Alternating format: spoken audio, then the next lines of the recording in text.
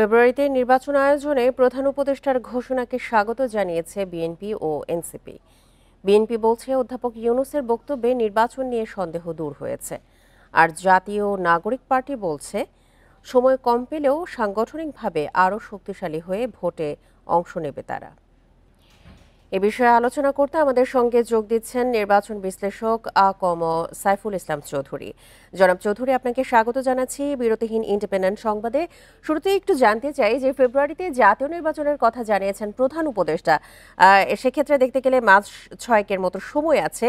এই সময়টাতে প্রস্তুতিতে কি কি বিষয়ে আসলে বিশেষ জরুরি? বান্ডেল থাকলে প্রতি সেনমানিতে টাকা বাঁচবে। বিকাশ সেনমানি বান্ডেল কিনে জিতুন প্রতি লেনদেনে। ধন্যবাদ আপনাকে। জরুরি বলতে যেটা হচ্ছে যে স্টেক হোল্ডার তো যারা নির্বাচনে অংশগ্রহণ করবেন প্রার্থীরা, তারা মোটামুটি ভাবে আপনার এই গত বছরের 5ই আগস্টের পর থেকেই মানসিক প্রস্তুতি নিয়েছেন, অতএব তাদের দিক থেকে কোনো সমস্যা নেই। তারা এখন হয়তো প্রার্থী অনেক দলেরই আমরা দেখেছি কাগজপত্রে যে তারা প্রার্থী বাছাইও করে রেখেছেন, অতএব সেদিক থেকে তাদের কোনো সমস্যা নেই। যে প্রস্তুতিটা দরকার হচ্ছে নির্বাচন কমিশনও তাদের ভোটার লিস্ট, তারা এখন আপনার এটাও তাদের খসড়া তৈরি আছে, ভোটার লিস্টও তারা ফাইনাল এটা হয়ে যাবে। আপনি ধরেন যে ফেব্রুয়ারিতে যদি নির্বাচনটা হয়, 18 তারিখে যেহেতু রোজা, আমরা ধরে নিচ্ছি 8 থেকে 12 এর ভিতরেই আপনার নির্বাচন হয়ে যাবে। তাহলে আপনার আমাদের আগের যে রেওয়াজ গুলোর অনুযায়ী ওই তফসিল ঘোষণা হবে হয়তো ডিসেম্বরের প্রথম সপ্তাহের দিকে তফসিল ঘোষণা হবে। ডিসেম্বরে যদি তফসিল ঘোষণা হয়, ফেব্রুয়ারিতে নির্বাচন, এর মধ্যে নির্বাচন কমিশন যে প্রস্তুতি, এটা তারা যথেষ্ট সময় পাচ্ছে নেওয়ার জন্য। এটা তাদের হাতে 6 মাস সময়, অনেক সময়। এখন যে জিনিসটা একটু সমস্যা বাঁধবে সেটা আমার কাছে মনে হয় যে মাননীয় প্রধান উপদেষ্টাও তার বক্তৃতায় বলেছেন যে প্রবাসীদের ভোটের সুযোগটা দেবে, যেটা নির্বাচন কমিশন ভাববে। এখন প্রবাসীরা ভোটটা দেবেন কিভাবে এটা কিন্তু স্থির হয়নি।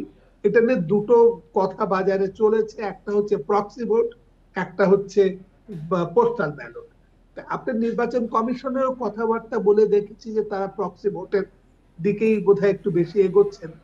যদি প্রক্সি ভোট হয় তাহলে ডিসেম্বরে তফসিল ঘোষণা করলে হয়ে যাবে। আর যদি পোস্টাল ব্যালট করতে হয়, সেক্ষেত্রে আমি একবার হিসাব করে দেখেছিলাম যে অন্তত 5 সপ্তাহ বেশি সময় দরকার।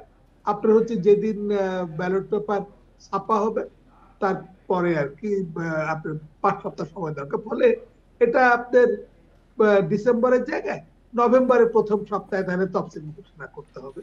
তো এক্ষেত্রে নির্বাচন কমিশনকে ঝেড়ে কাটতে হবে যে তারা পোস্টাল ব্যালটে যাবে নাকি আপনার হচ্ছে এতে যাবে, এই যে প্রক্সি ভোটে যাবে। এটা তারা আগে ক্লিয়ার করলে এটা হয়ে যাবে, অসুবিধা হবে না। যেখানে আমাদের অনেক ছোট ছোট দল আছে এবং স্বতন্ত্র প্রার্থীরাও রয়েছে, নতুন দলও অনেক আছে, এই ছোট দল এবং স্বতন্ত্র প্রার্থীদের সমান সুযোগ দিতে আসলে বিশেষ কি কোনো উদ্যোগ প্রয়োজন আছে আমাদের? আপনার যেহেতু এটা আসন ভিত্তিক নির্বাচনই হচ্ছে, সমান সুযোগ বলতে যেটা ছোট যে দলগুলো, তারা তো আর 300 আসনে হয়তো প্রার্থীতা তাদের থাকবে না। কোন দল আছে যে তারা হয়তো যারা আপনার 2, 3, 4, 5টা আসনে হয়তো নির্বাচন করবে। তো সেখানে সুযোগ দেয়া বলতে যেটা হলো যে যাতে তারা নির্বাচনে প্রচারের সময় কোনো বাধা না পায় সেটা নিশ্চিত করা। এখন সমান সুযোগ বলতে যারা 300 আসনেই প্রার্থী দেবে তিনি যেভাবে আপনার তার বহর থাকবে, আর 2টো বা 5টা আসনে যিনি প্রার্থী দেবেন তার সেই একই রকম বহর তো থাকবে না।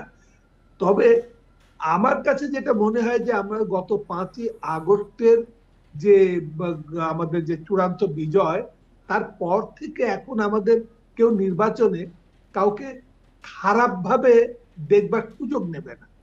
সেক্ষেত্রে এটা সকলের প্রতি আপনার এই যেটা শ্রদ্ধা বোধটা থাকবে, এটা আমরা আশা করি। এটা থাকলে নির্বাচনের মান ভালো থাকবে।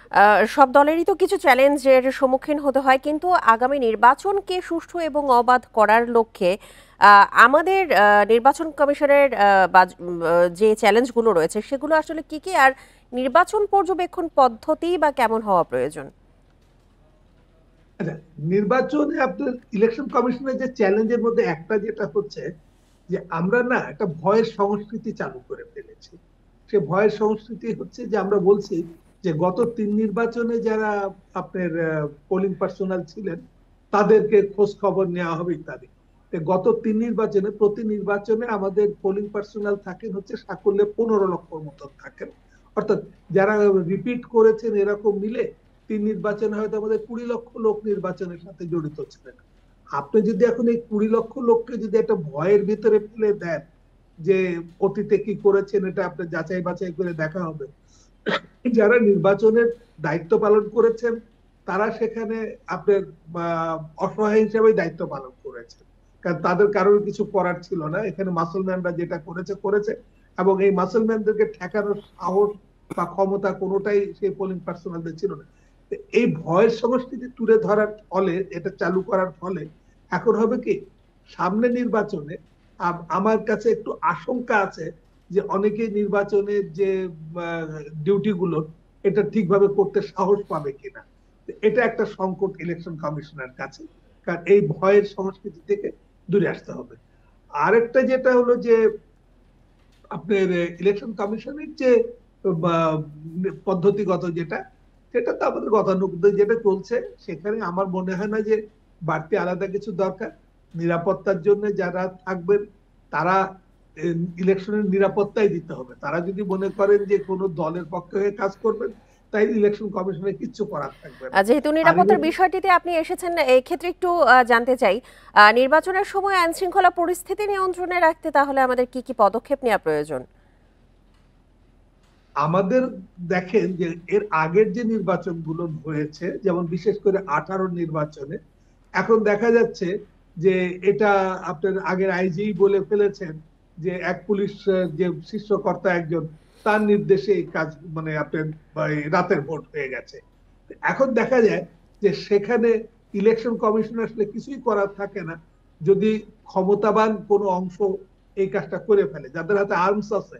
তারা যদি মনে করে যে আমরা রাতের ভোট কেন 3 দিন আগে ব্যালট পেপার হাতে পেলে কাজ সেরে ফেলবো, কিছুই করার থাকে না। তো এখানে যে জিনিসটা ছিল যে এখন আরপিওটা কি করবে না করবে, যে আপনার নির্বাচনী আচরণ বিধিতে যদি দেখা যায় যে নির্বাচন কমিশন তারা ভোট বাতিল করবার জন্য কতটা সক্ষমতা অর্জন করবে, এটার উপরে আপনার সামনে নির্বাচন নির্ভর করবে। এটার জন্য তাদের সাহস এবং তাদের সক্ষমতা, সাহস এবং সক্ষমতা দুটোই দরকার পড়বে নির্বাচনের।